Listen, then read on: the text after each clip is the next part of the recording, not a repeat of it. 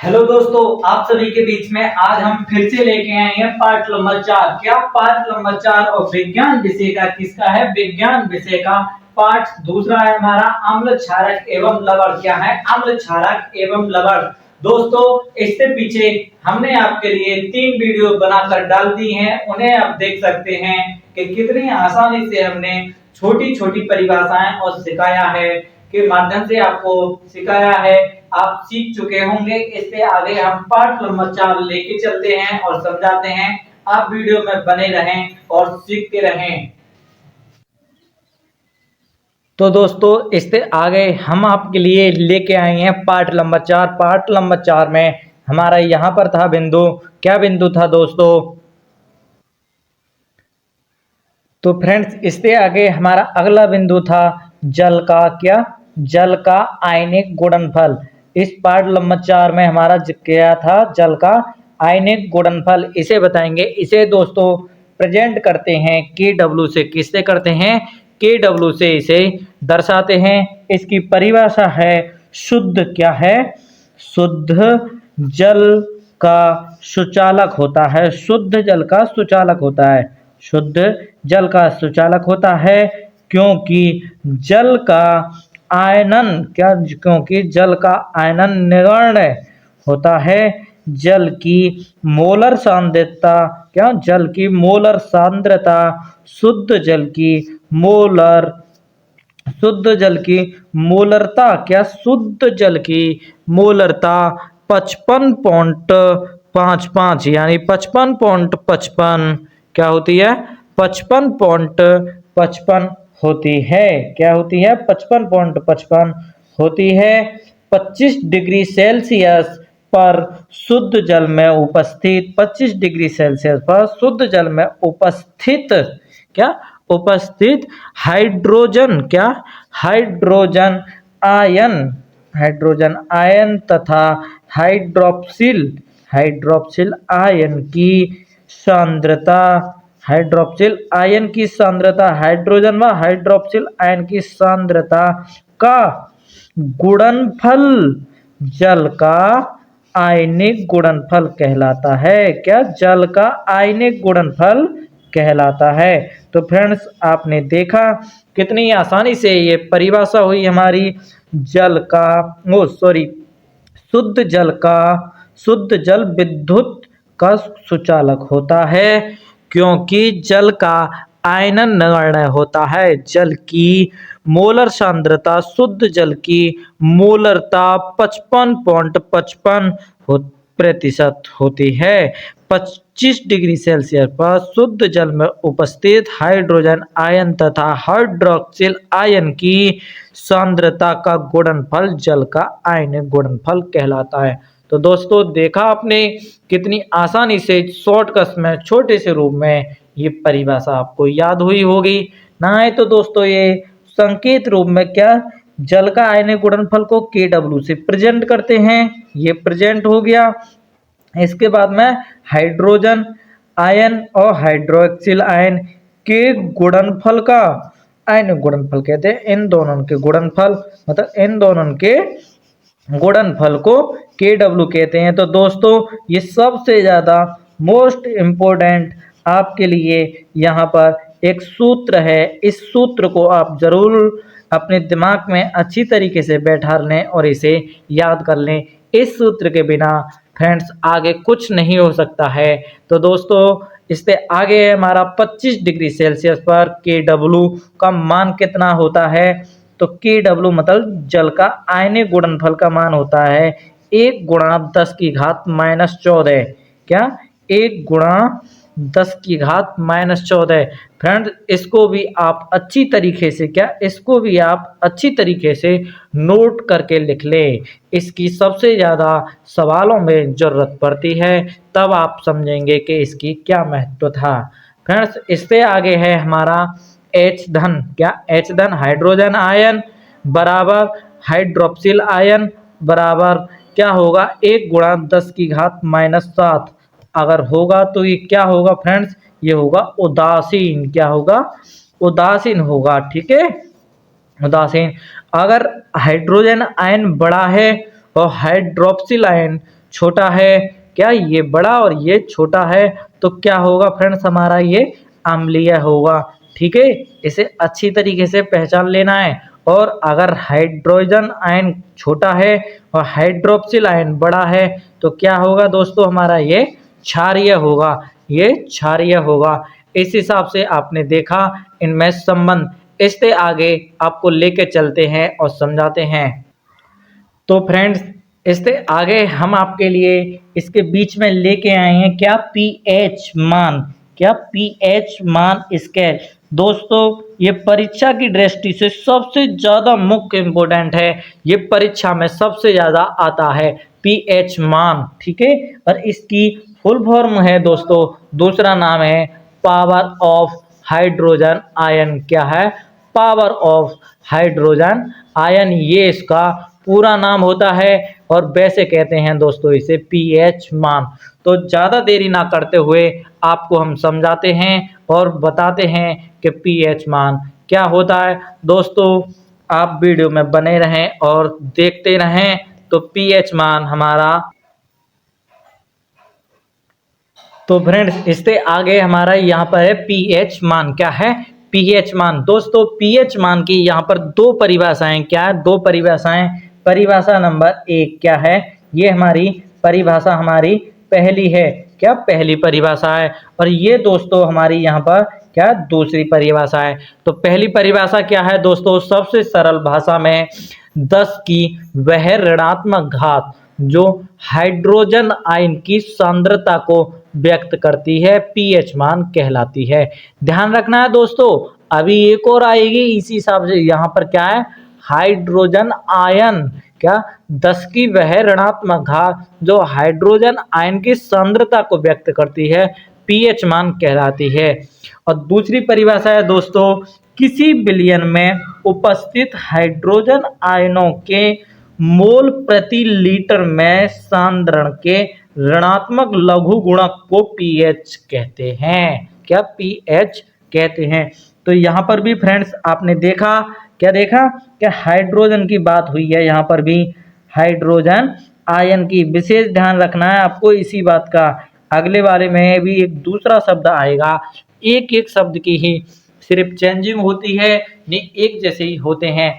इससे आगे दोस्तों ये इसमें दिखाया है 10 की वह ऋणात्मक घात जो हाइड्रोजन आयन की सांद्रता को व्यक्त करती है, पीएच मान कहलाती है। तो हाइड्रोजन आयन की सांद्रता और 10 की वह ऋणात्मक घात, इस हिसाब से लिख लिया। क्या, इस हिसाब से लिख लिया। इससे आगे करेंगे तो आगे हमारा दोनों ओर लॉग ई लेने पर, क्या दोनों ओर लॉग ई ले लिया हमने, तो इधर भी ले लिया तो लॉग ई और इधर ले लिया तो लॉग ई। तो दोस्तों आपने लॉग का नियम पढ़ा होगा, ये यों की तो ये, और जो घात में होती है, क्या जो चीजें घात में होती हैं वो पहले आ जाती हैं। तो माइनस के पीएच पहले आ गया और ये माइनस वो लॉग ई 10 ये हो गया। इससे आगे है फ्रेंड्स हमारा यहाँ पर, तो यहाँ पर क्या है फ्रेंड्स, यहाँ पे दोस्तों log e 10 का मान दोस्तों हमारा 1 है। इसकी जगह पे अगर हमने 1 रखा तो माइनस के pH बचे हमारे, क्या बचे, माइनस के pH हमारा बचा। तो pH हमारा ये बचा, ये इधर है ही है। तो फ्रेंड्स हमारा क्या हुआ, तो दोस्तों इससे आगे हमारा हुआ pH कि माइनस वाली चीज को इधर भेज दिया माइनस, तो इधर ये आ गया और pH हमारा ये रहा। तो क्या हो गया, pH बराबर माइनस लॉग ई और इधर है H धनायन। तो एक तो हमारा ये भी बन गया। ठीक है, इसे आपको याद रखना है, ये इंपॉर्टेंट सूत्र के रूप में ही माना जाता है। दूसरा है दोस्तों हमारा pH बराबर log ई। अगर आपको दोस्तों हम माइनस हटाएंगे तो क्या होगा, 1/में और H धनायन, तो एक हमारा ये हो गया। अगर हम माइनस वाला करेंगे तो ये होगा और ये प्लस वाला करेंगे तो ये होगा। इससे आगे आपको समझाते हैं, आप वीडियो में बने रहें और देखते रहें। तो दोस्तों हमने आपके लिए यह सब बता दिया, ये भी बता दिया। अब जैसे एक इसका लिख लेते हैं आप pH मान का, तो H धनायन बराबर में 10 की घात -6। तो pH मान दोस्तों इस वाले में क्या आया, पीएच मान बराबर आया हमारा दोस्तों 6। इस हिसाब से आपने देखा कितनी आसानी से आप इसके आंसर निकाल सकते हैं। इससे आगे अगला सवाल इसे देखते हैं, ये पैराग्राफ क्या है। तो दोस्तों आप पैमाने के माध्यम से और देख भी सकते हैं, आपकी किताब एनसीईआरटी में पेज संख्या 28 पर, क्या पेज संख्या 28 पर, एनसीईआरटी किताब में पेज संख्या 28 पर आपके में दिखा रखा होगा, ये स्केल बनाया हुआ है। एक 14 सेंटीमीटर का स्केल है। इसमें दोस्तों 0 से 6 तक के, क्या 0 से 6 तक के आपने दोस्तों एक इधर रख लेने हैं, ठीक है, इधर हाथ को, और दोस्तों 8 से 14 तक के इस हाथ को, ठीक है, और 7 हमारा मेन बिंदु रहेगा, क्या 7 हमारा मेन बिंदु रहेगा। यहाँ पर क्या है दोस्तों, हमारा ये 7 मेन बिंदु है। इस वाले पे क्या होगा, तो दोस्तों इस वाले में दिखाते हैं क्या होगा। अगर 7 पे होगा तो उदासीन होगा, क्या होगा हमारा उदासीन होगा। अगर 7 से ज्यादा होगा तो क्षारीय होगा, और 7 से कम होगा तो क्या होगा, अम्लीय होगा। तो आपने पहचाना क्या, अगर 7 होगा तो उदासीन होगा, और 7 से कम होगा तो अम्लीय, और 7 से ज्यादा होगा तो हमारा क्षारीय है। तो पीएच मान बराबर 7 होगा तो क्या होगा, 7 हो या 7 के बराबर हो तो क्या होगा हमारा उदासीन। अभी हमने बताया इसमें 7 हो या 7 के बराबर हो तो उदासीन। और पीएच मान अगर 7 से हमारा कम हो तो क्या होगा, 7 से कम हो तो अम्लीय होगा, और 7 से ज्यादा होगा तो क्या क्षारीय होगा। तो आपने दोस्तों देखा कितनी आसानी से आप ये सीख गए। विशेष याद रखना दोस्तों, ये परीक्षा में कम से कम 1-2 नंबर के रूप में ये पूछे जाते हैं। 2 नंबर के रूप में सबसे ज़्यादा ये सवाल आता है कि पीएच बराबर 7 तो उदासीन है, अम्लीय है या क्षारीय है। तो आपने यहाँ तक सीख लिया। इससे आगे दोस्तों हम अगला एक सवाल लेके आए हैं आपके बीच में, आप सवाल को देखें और समझें। तो फ्रेंड्स इससे अगला हमारा सवाल लेके आए हैं, इसमें तो क्या है हमारा क्वेश्चन में 1 बिलियन में हाइड्रोक्सिल आयन की सांद्रता ये इतनी है, क्या 1 गुणा 10 की घात -3 है, तो बिलियन का पीएच मान बताओ। अभी आपने पढ़ा पीएच मान बताओ, इससे पहले अभी अभी हमने लिखवाया था KW बराबर H धनायन गुणा OH ऋणायन। ये सूत्र आपको लिख लेना है। आपने देखा सबसे ज्यादा मुख्य इंपॉर्टेंट है। तो हाइड्रोक्सिल आयन मतलब OH का मान इतना दे रखा है, तो इसमें देखते हैं क्या है, हमने इसका मान पूछा है पीएच का मान बताओ। पीएच माने क्या होता है दोस्तों, हाइड्रोजन आयन। तो हाइड्रोजन आयन हमने यहाँ पे छोड़ा, ये हमारी गुणा की चीज इसके नीचे भाग में पहुंच गई। तो दोस्तों आपके यहाँ तक समझ में आ गया। यहाँ के बाद में ये लौकितियां छोड़ा हमने, KW का मान हमारा 1 गुणा 10 की घात -14 होती है, आपको हमने पीछे बता दिया, और OH का मान हमारा दिया हुआ है सवाल में। इसे अगर हम गणित के माध्यम से हल करेंगे तो ऐसे हल होगा, और इससे आगे दोस्तों ऐसे हल होगा। तो पीएच मान हमारा कितना आया दोस्तों, 11। तो आपने देखा दोस्तों कितनी आसानी से आपने इस सवाल का आंसर निकाल दिया, क्या आंसर निकाल दिया। पीएच बराबर हमारा कितना आया दोस्तों, 11। इससे आगे हम सवाल आगे लेकर चलते हैं और समझाते हैं आपको। तो दोस्तों इससे आगे अगला बिंदु है हमारा POH। अभी आपने पीएच पढ़ा था, अब आपके लिए दोस्तों दूसरा है POH। इसे कैसे करेंगे, तो दोस्तों इसकी भी हमारी 2 परिभाषा हैं। नंबर 1 ये पहली परिभाषा है, और ये दोस्तों हमारी दूसरी परिभाषा है। तो हमारी पहली परिभाषा क्या कहती है, पीएच क्या पीएच के समान ही किसी बिलियन में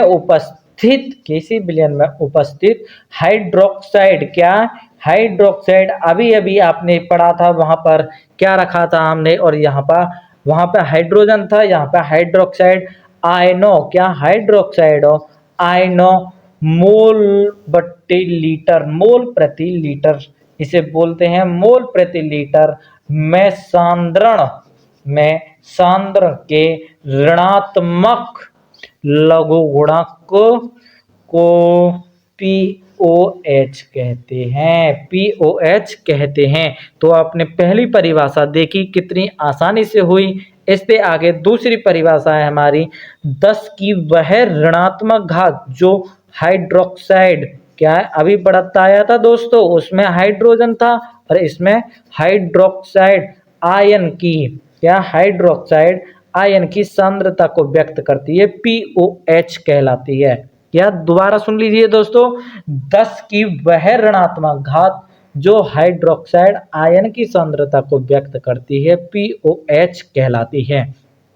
तो दोस्तों इसका क्या होगा, बिल्कुल उसी की तरीके से होगा जैसे जैसे उसमें बताया था हमने वैसे ही होगा। OH ऋणात्मक लिखा आपने, क्या OH यहाँ पर ऋणात्मक लिखा, इसके बराबर में 10 की घात माइनस POH लिखा। ठीक है, इस हिसाब से आप लिख लोगे। फिर दोनों ओर लॉग लिया था उसमें, तो यहाँ पर भी दोनों ओर लॉग ले लो, लॉग ले लिया। इसके बाद में इसके लॉग हो गया, इधर भी लॉग हो गया। लॉग का नियम दोस्तों होता है जो घात में होती है, क्या जो चीज घात में होती है हमारी इधर में ये है घात में, तो इसे पहले ले आओ, ये हम पहले ले आए और ये जो की तो ही हो गया। तो अब ये पहले हो गया लॉग ई का दोस्तों, हमने मान रखा था उसमें क्या है, उसमें हमने मान भी रखा था लॉग ई का मान, लॉग ई 10 का मान कितना होता है दोस्तों, 1 होता है। कितना होता है हमारा, 1 होता है। तो इससे आगे अगर हम 1 रखेंगे तो क्या बचा हमारा, POH बचा, और इस माइनस को पलंग भी भेज दिया तो POH बराबर माइनस के लॉग ई OH ऋणात्मक मतलब हाइड्रोक्सिल, ये बचा।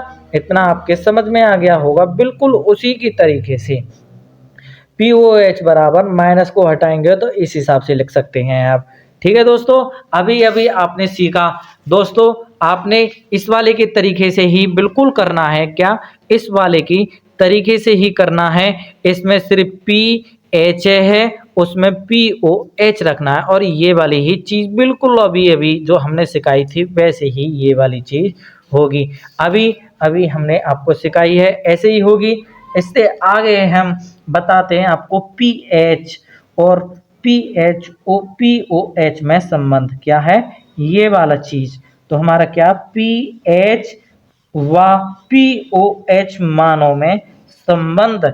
तो दोस्तों ये सबसे ज्यादा मुख्य इम्पोर्टेंट है, इसे आप जरूर देखें और अच्छी तरीक़ा से समझें। ये सबसे ज़्यादा मोस्ट इम्पोर्टेंट चीज़ है आपके लिए, PH व POH मानों में संबंध।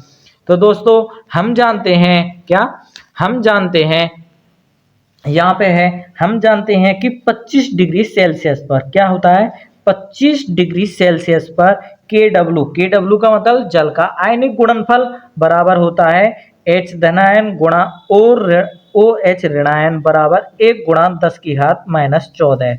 दोस्तों अभी अभी आपने इतनी चीज तो इसी वीडियो में समझी है, इतने का मान ऐसा ऐसा होता है, इतनी चीज आपने समझी।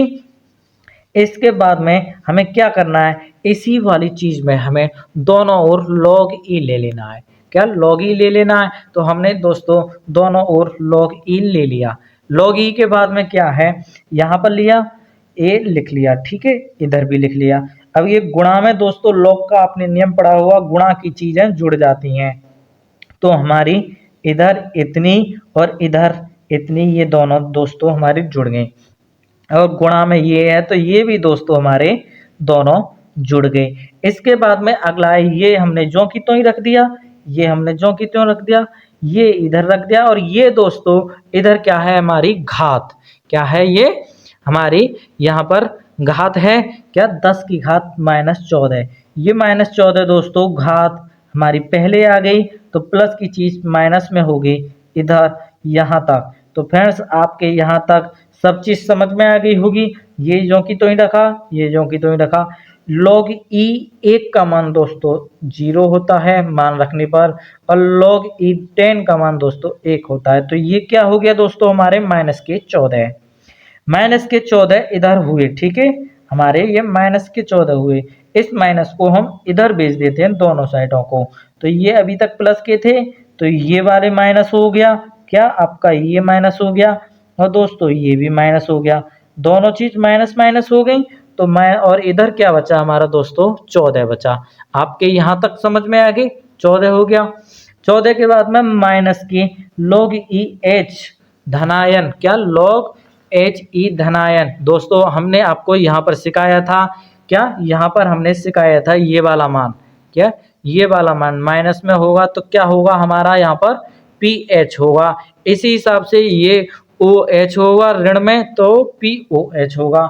अभी अभी हमने आपको यहाँ पर भी सिखाया है। तो ये वाले मान का दोस्तों वैल्यू पी एच हो गई और इस वाले मान की पी ओ एच हो गई। प्लस में ही हुई दोस्तों, ये माइनस में है ये प्लस में हुई। इन दोनों को जोड़ने पर कितना आएगा दोस्तों 14। ये सबसे ज्यादा मोस्ट इम्पोर्टेंट सूत्र के माध्यम से है दोस्तों।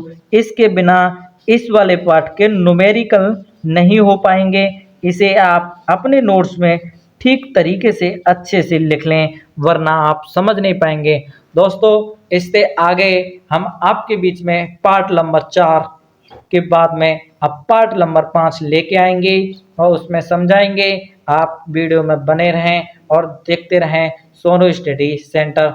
दोस्तों यदि आपको हमारी यह वीडियो अच्छी लगी तो आप इस वीडियो को अपने दोस्तों में शेयर कर सकते हैं। जय हिंद दोस्तों।